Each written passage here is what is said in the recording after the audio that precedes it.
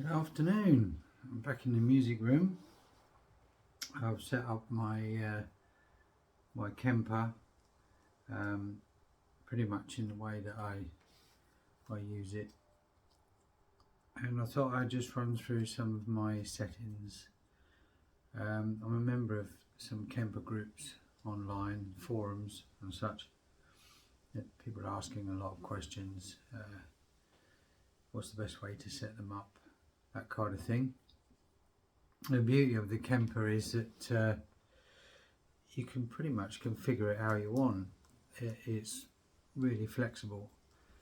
If I sort of show you how I've got mine set up, might give you a starting point if you're not too sure. There's a lot of people considering buying a Kemper or a similar piece of equipment. This kind of technology has moved on a lot, and I think a lot of people are seeing the advantages of having a small package that will do everything rather than carting around heavy expensive tube amps. There'll always be a place for that kind of thing, but you know, with what I do, playing with lots of different bands and travelling around a lot, sometimes having to lift share or get a lot of equipment in a very small vehicle or whatever, it's a lot easier for me to use something like the Kemper rather than cart an amp or a combo or an amp and a cabinet around and a pedal board. So anyway, I'm going to show you how I've got mine set up, and hopefully it'll be helpful to some of you out there, or interesting perhaps. Anyway, okay, without further ado, right, so this is how I have it set up. I have it's the Kemper Stage, so everything you need is right there. On the back you've got a left and right balanced output here. That goes straight into the PA, front of house, where you can take the main outs from these jack outputs here. And then you've got two monitor outs, left and right as well. And at the moment I've taken one side out to the Kemper cabinet. That's really just my on-stage sound. I've got a speaker profile in there. You can do it all in here. You can pick what speaker you want, and this will sound like it. So I've got Celestion G12 speaker. I think they call it an imprint rather than a profile. But anyway, so that's supposed to be. I've got it set for Celestion G12. Now, what I did on the show I did last night was I didn't take this. I just used the head rush instead, which is a full range flat response cabinet. Cabinet.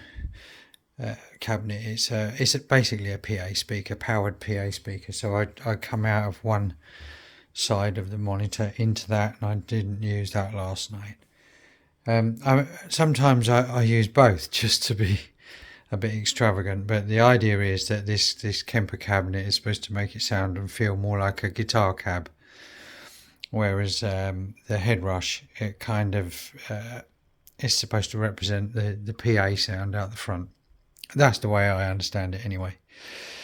So last night it was an Elvis concert, so the sounds are basically clean, and with a clean sound,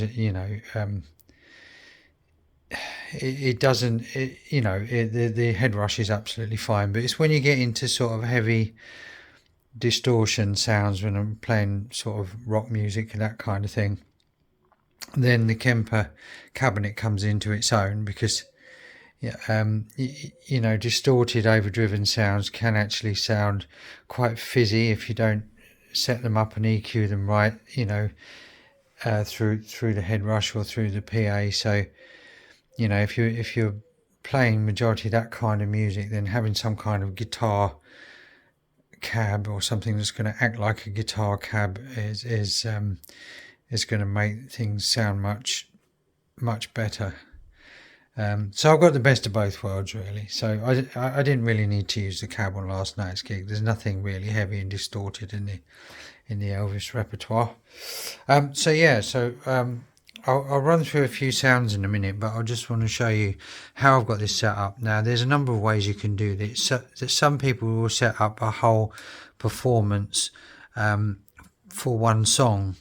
So I don't tend to do that. I set up a whole performance for a particular gig or show.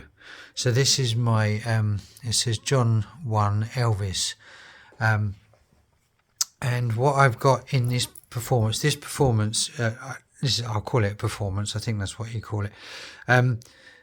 You have 5 buttons here which you can call up different amplifiers, to put it simply. So it's like having 5 amplifiers on stage with you. So in number 1, I have an AC30 profile, which I've tweaked a little bit, but it's basically an AC30 profile. And within that performance, I've got my own little pedal board with these 4 buttons. Now, these 4 buttons, you can have 2 effects per button and toggle between them. I only really need to have 1 effect on each. So for this particular number 1 preset, we have a song called I Just Can't Help Believing, and that's the only song I will use this preset on. So how I've got it set up, in that particular song, there's a kind of a chorus effect on the guitar and a bit of reverb and delay just to give it a bit of space. So if I switch that on, these already come on. So basically 1 button, and then I have my chorus on and my delay, reverb and delay. I can turn them off if I want, but the default setting for that particular number 1 patch, if you want to call it a patch, is to have these effects on. Now, there's a certain little riff that repeats throughout the song that sort of goes with the brass section, and it's a distorted guitar, something like a fuzz face or something, or whatever James Burton was using in the around that time, 1969, 70, or whenever it was. So yeah, so basically that's my fuzz box, so I just switch that in and out when that little riff needs to be played, and that's all the only song I use this number 1 setup for. So it's got everything I need. It's got the AC30, it's got a fuzz box so I can switch in and out. It's got the chorus already on, the reverb and the delay. I've got a Mission expression pedal here, which is, if I put it back to the heel position, it automatically activates my tuner, so I don't have to press this tuner pedal here. So every time I mute the volume on this pedal, I can then tune, and it's quiet, and I have my little spirit level type. You can change the graphic to something else, I can't remember what it is, but that I find that quite easy. And also it's got the switch in the front, just like a Crybaby, so when you push your front down, it activates a wah. And now in that song, in the bridge section, there is a wah effect, so I use wah on that as well, which I've got programmed in. So that's that. Now the rest of the gig is done on this preset, number 2. That again is a Vox AC30. I know James Burton didn't use Vox AC30, he used Fenders and some other weird make. I can't remember what it was, but it was a company that was around at the time that think James Burton basically tried every new bit of kit that came out. He was the guitarist of the day, so companies probably used to send him all sorts of stuff to try so that he, they could get his name on their brand. And from what I've heard and what I've witnessed, I've seen that he tended to try all these pedals out probably only in one verse of a song, and then decided he didn't like it and turned it off. For the most part, James Burton just used a straight clean sound with the amp cranked up a bit so that it broke up a bit. I mean, he was very loud on stage. But for me to get somewhere near the sound, I find the AC30 works best for me.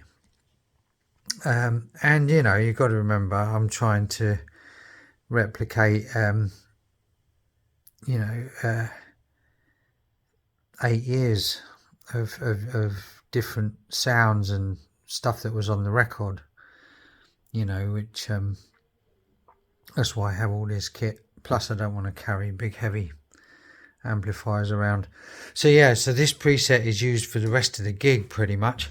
And well, it's used, apart from that one song which I just explained, this is what we use. The AC30, and again I have my own effects programmed in here. So what I've got on these two, what I should mention is there's a morph function, which means if you press the switch again, this lights up, and you've basically got another set of settings you can set. So there's your normal setting, and when you press this, you can have all loads of effects come on, and you can have it louder and just completely different. So basically on each one of these you've got like 2 settings, so you could have the same amplifier but like turned up louder or with lots of different effects on. So you've got all that flexibility. So when I come to play a solo, what I've done is I've configured it so that when I press this button, if you look at the gain on there, so what it does is I press that button, it gives me a bit more gain, so it gives me a bit of grit at the front end. So slightly distorted, as if you turned a clean amp all the way up. And if you go into the settings here, you'll see that when I press this button, not only does it give me a bit of extra gain, it gives me a bit of extra volume. So that's like a solo boost. And then also on top of that, I've got a treble booster profile in here, which gives me some extra top end if I want to cut through, if we're doing some really loud rock and roll and there's a really sort of raucous solo in there that really needs to cut through. That would just give me some more top end and a bit of extra oomph, if you know what I mean. On here I've got a compressor, which is great. It just gives me a different feel.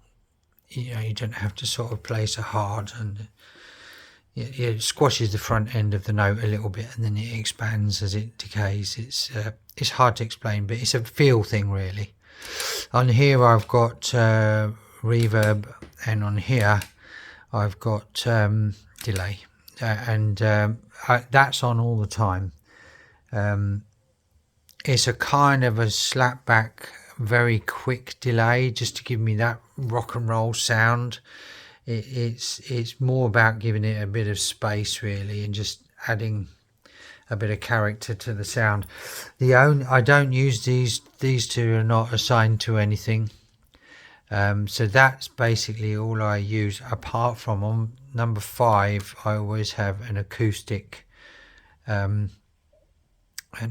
profile in there, so it makes my guitar sound a little bit like an acoustic, which I use for parts at the beginning of Always on My Mind, and if we did Memories or something like that, then I would use that.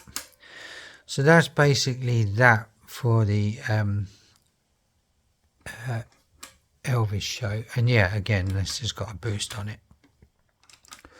So for other gigs, I have a general performance which I've used on various shows and various gigs. It's just called John's rig, and this is my sort of general rig. So what I've got is a clean sound in here, in number 1, and again that's got a boost if I press it again. And on that clean sound, my pedal board consists of I've got a I can't remember what that is. LB compressor. Oh, put my fingers in the way, sorry. Oh, hang on a minute. Something going on here. I think I've turned. Oh, that's it. Sorry, I turned the blooming flash on. Yeah, I've got a chorus in here. In here, I've got a reverb and I've got a delay. So pretty much the same kind of things there. And again, as you can see, when I put the boost on, we get a bit more gain on here. So yeah, so compressor, chorus, reverb and delay. On this one I have so that first one, the clean sound, is an AC30. It tends to always be an AC30 for me because that was my preferred amplifier before I got this piece of kit.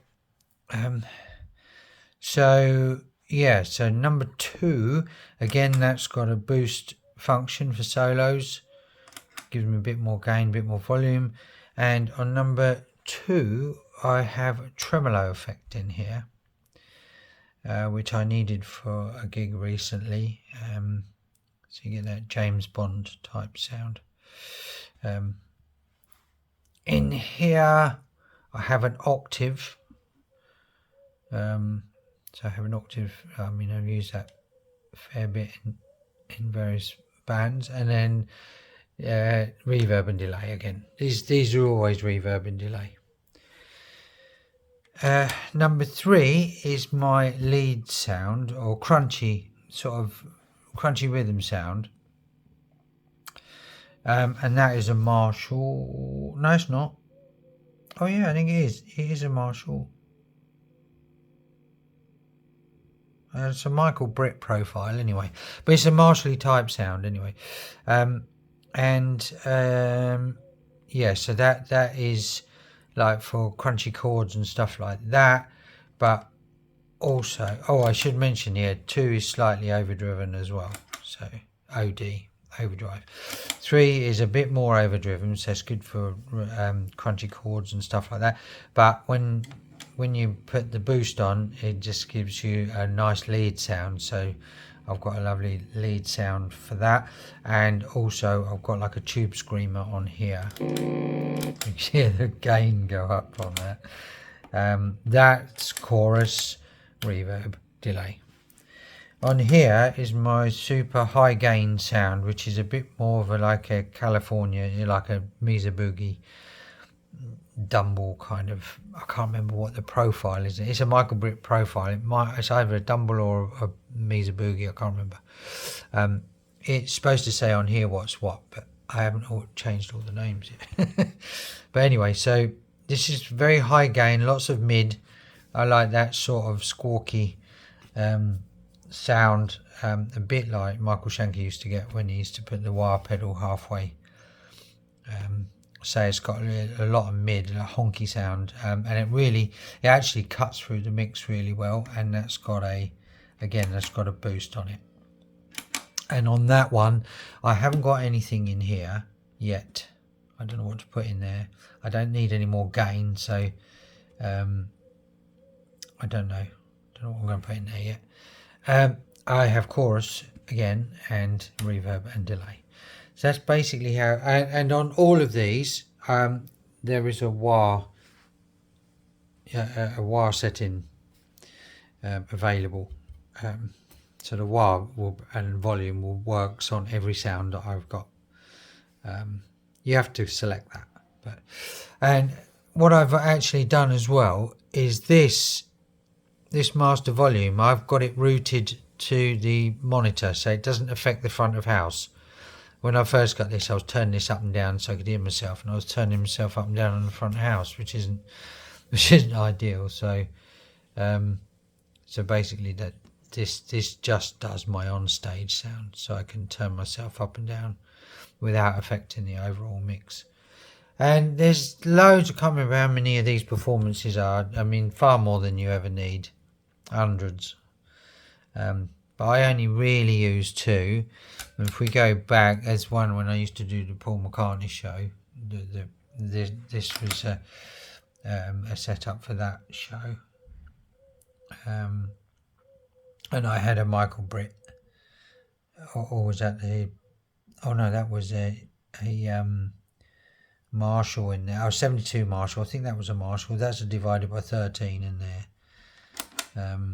Yeah, divided by 13, and then I had another divided by 13 amp in there, and acoustic in there.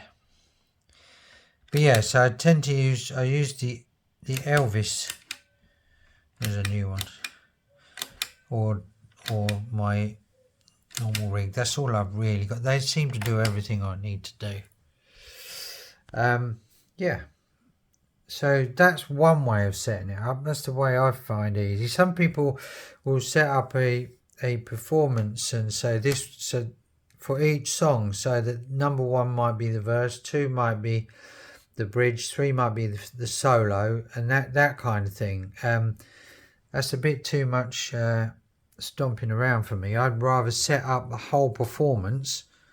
So this performance number 6 is everything I need for the Elvis show, and I don't have to come out of it. I've got 5 amplifiers and up to 8 effects that I can switch.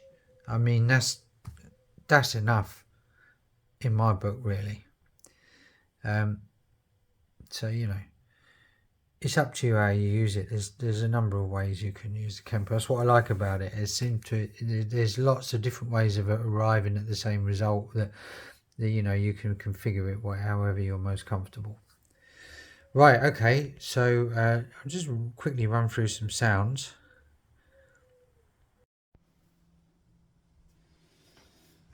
Right, we're using the Paisley Telecaster for this. We'll run through these sounds I use for the Elvis show. So number 1, I've mentioned that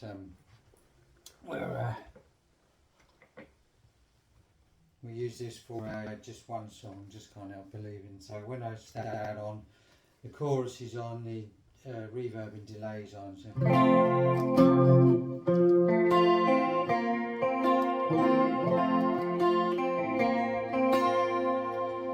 basically what happens through the verse is that kind of thing.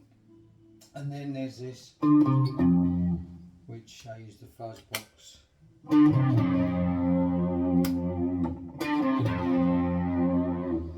which happens throughout the song at various points.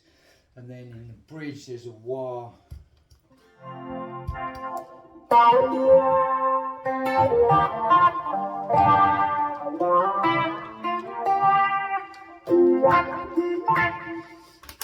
Probably could turn off the delay for that bit.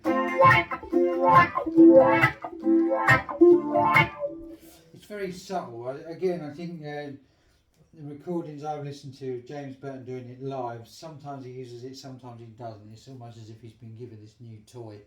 He tries it for a part of the song and goes, oh, I can't be bothered with that. But it's there on the version that we had to listen to, the version that we tried to replicate. So I use it. And then the other sounds, like I said, are on this switch number 2.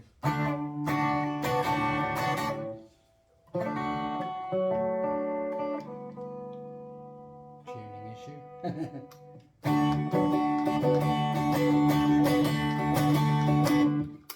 So yeah, that's basically just a clean AC30 profile with a bit of kind of just like, not really quite a slap back, but just gives me that kind of rock and roll edge, you know.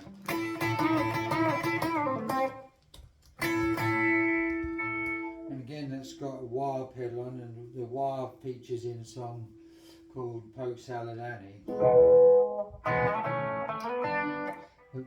Especially towards the end.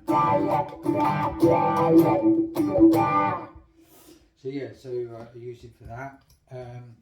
Let's see what I mean by the tuning. So if you want to tune, you just pull the volume back and then your tuner comes up on the screen, and then you can tune without making any noise, which is great. So yeah. So on this setting, I've got the boost. This gives me a bit extra, and also the treble boost on this switch.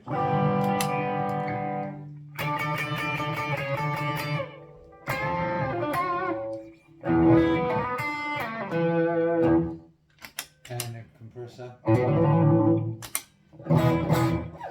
So yeah, so it gives me everything I need.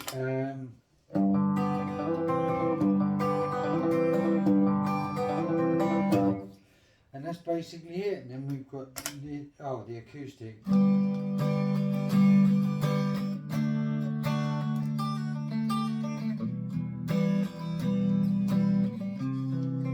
So yeah, everything you need. So that's the Elvis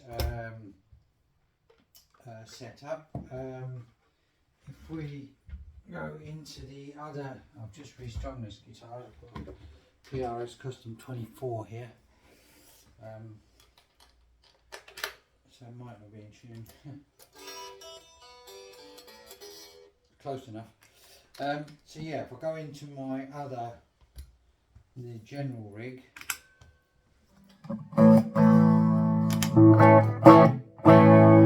So that's like my clean sound.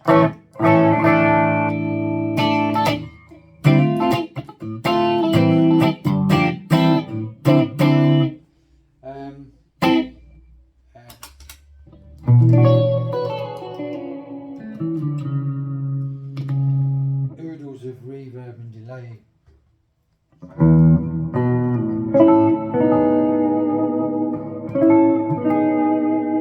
That's a song I've got to play next week, so that's quite handy. I've got that sound. Yeah, so that's my clean sound.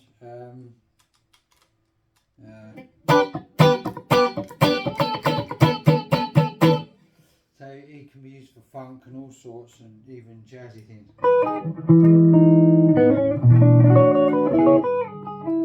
That kind of thing. And then that's got a boost as well. So that adds a little bit of gain on the front end and also a bit more volume. This one is my overdrive sound, what we talked about. Just slightly overdriven. That kind of thing. So, or dare I play that? And I've got a bit more gain if I press the switch again. I've got this tremolo on there. Here we've got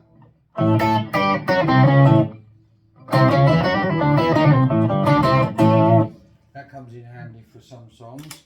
On here, reverb and delay.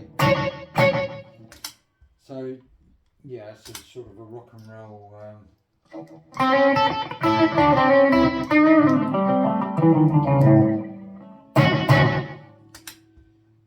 Here we've got the crunchy rhythm sound.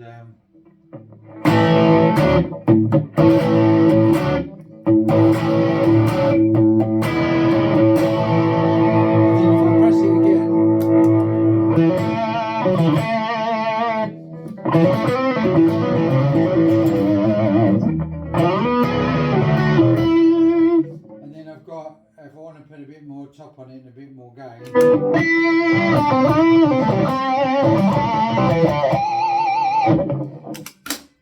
can get really nasty.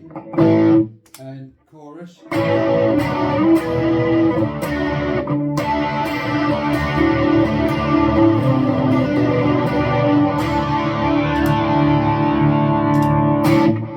Bit of delay there.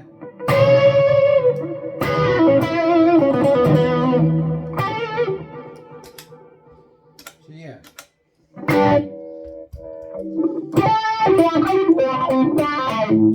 So I've got wire on everything as well. So that's that's quite a general sort of rock sound, and then I've got my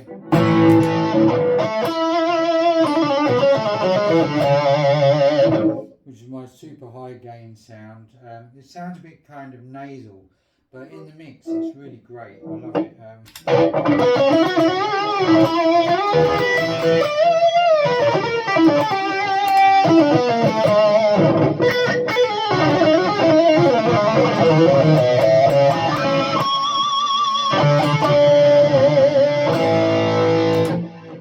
Bit hooligan sound, that one. But yeah, so I use that for certain things. In the Glam Bandit, it does that particular number 4 there. That actually gives a passable impression of electro harmonics big muff.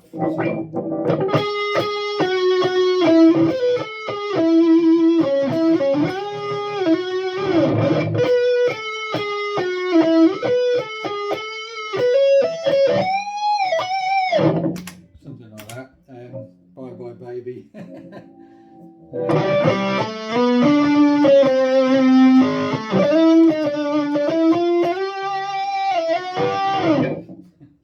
gonna have to play that next week, not in that key.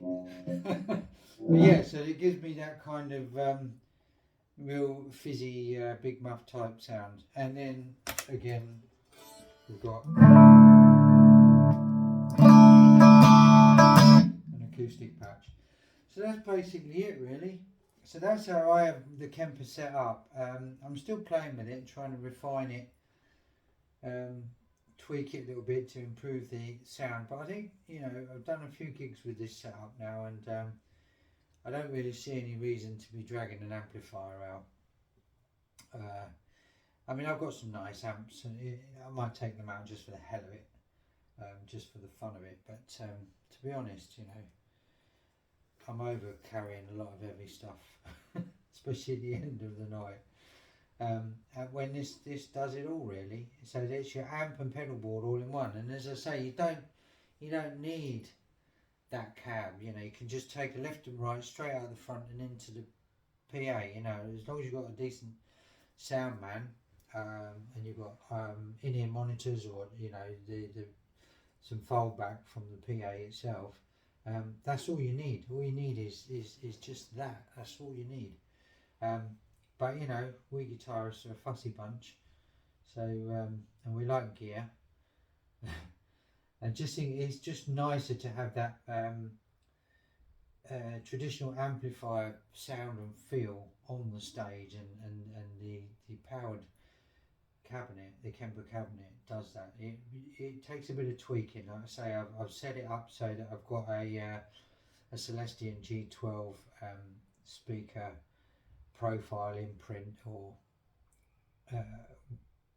preset, whatever you want to call it. But you inside here you can set how this what speaker this is supposed to emulate, if you see what I mean. So if you like Jensen's, or you know, you like Eminent speakers or EVs or whatever, you know, you can pick that in there. And I can't remember how many there are now. There's only a few at the moment, but I'm sure they'll be adding some more.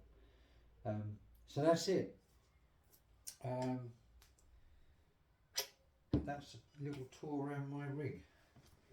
Hope it's been helpful.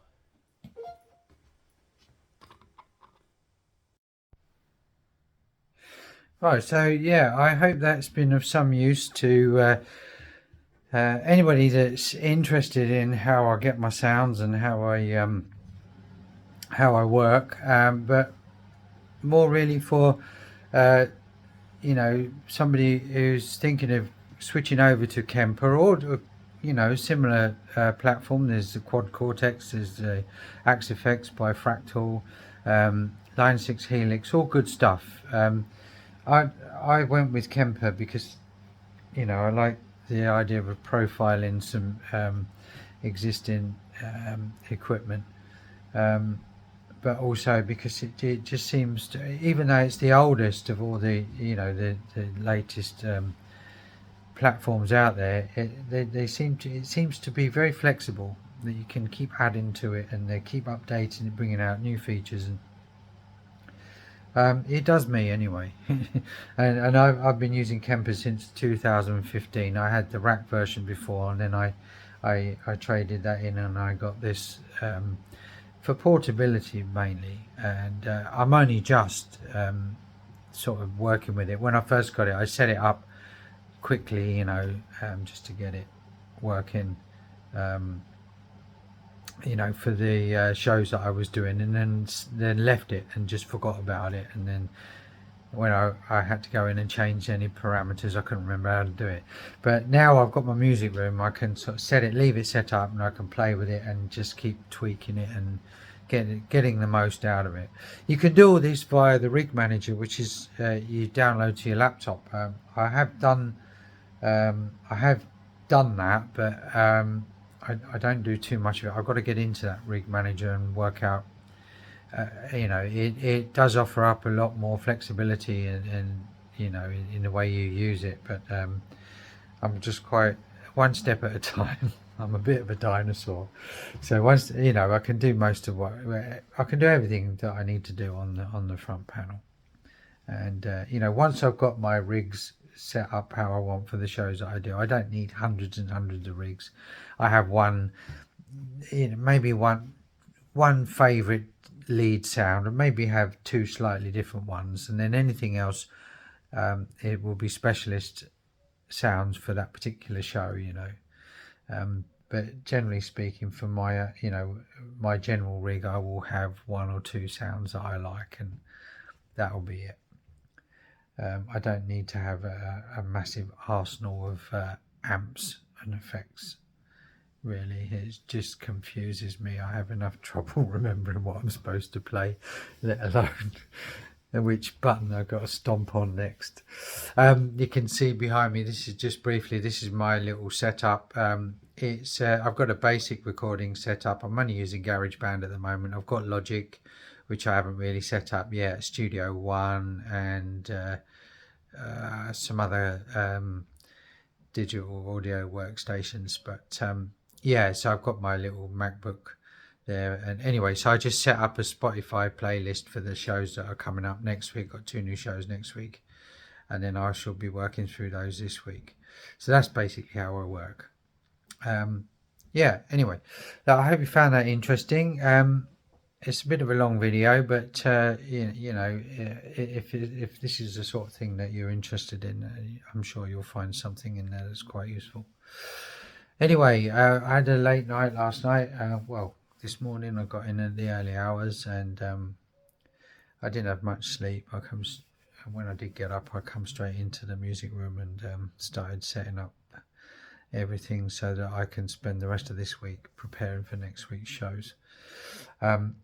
So I'm gonna make myself a cup of tea and put my feet up, and I might even nod off before the wife gets home. Well, that's what happens when you getting on a bit and you have a few too many late nights. Anyway, that's it. I'm gonna stop waffling. Hope you've enjoyed it. I hope you find it useful. Enjoy the rest of your weekend. Take care, everybody, and thanks for watching. All the best.